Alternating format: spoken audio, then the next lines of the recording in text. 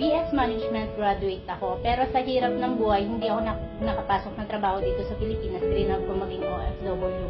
Doon ko nasubukan na napakahirap pala, nag-aalaga ako ng anak ng iba, pero yung anak ko, iba ang nag-aalaga.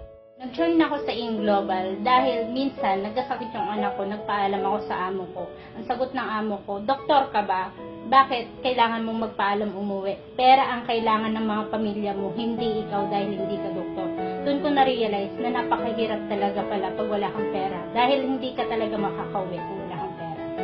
Nung nagsimula ako, wala akong alam na pwedeng gawin. Pero mahilig ako mag-Facebook, napaka-Facebook addict ko talaga. Share lang ako ng share nung una. Hanggang sa merong nag-inquire, sabi ko, pwede palang gamitin ang Facebook. Doon na ako nag-start na gamitin yung Facebook. Kahit na naglilinis, tuloy-tuloy pa rin ang share ng business. Ginagawan ko ng paraan, nagtatago ako sa CR pag nandiyan ang amo.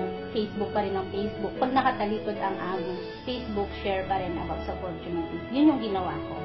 Because of Global, na-terminate ko yung amo ko dahil mas sinigitan na nito yung sahod ko sa abroad.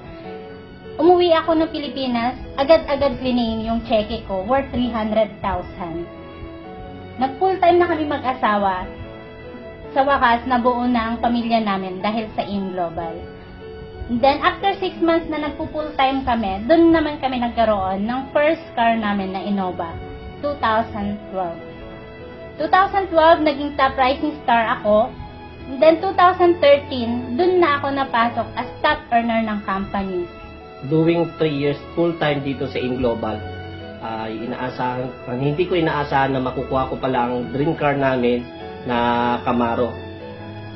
Hindi ko akalain din na sa dati kong trabaho na nagdadrive ako na bilang isang delivery crew, ngayon nagdadrive na ako ng sarili kong sasakyan, na yun nga ay si Bumblebee.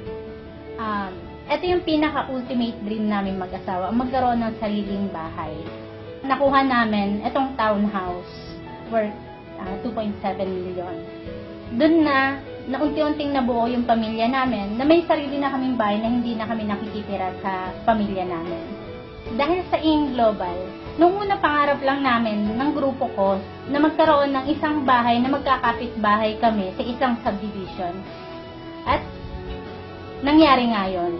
Ngayon, magkakapit-bahay kami. Napakasarap sa pakiramdam na hindi lang ikaw yung yumayaman, kundi pati ang grupo mo na talagang nagtutuloy-tuloy na gawin ang Global. Ang ma-advise ko lang sa lahat ng OFW sa mundo, maging open-minded lang sa opportunity na Global. Dahil sa Global, napakarami ng OFW gaya ko na napauwi dahil sa napakagandang opportunity na to.